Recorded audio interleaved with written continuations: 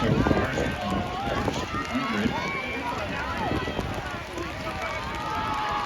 29.3 through 200 meters. Looks like Wilson of St. Charles East leading the pack as we come around the turn. We have Maple Valley, St. Charles East, Oswego. Here we go, South! Here we go, South! Let's go, South! Now Oswego East, that looks like no.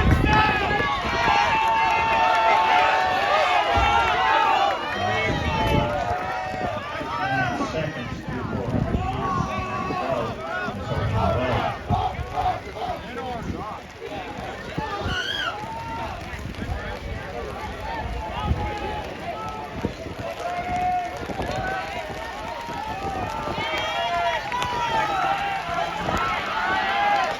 Oswego East, Maple Valley, St. Charles East, Wheaton, Warrenville South. They passed 600 meters in 1:29.9. 200 meters to go in this opening leg.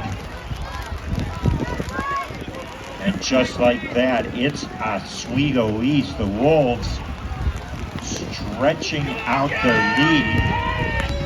4 teams within about 10 meters of that. All Oswego East, St. Charles East, Wilson.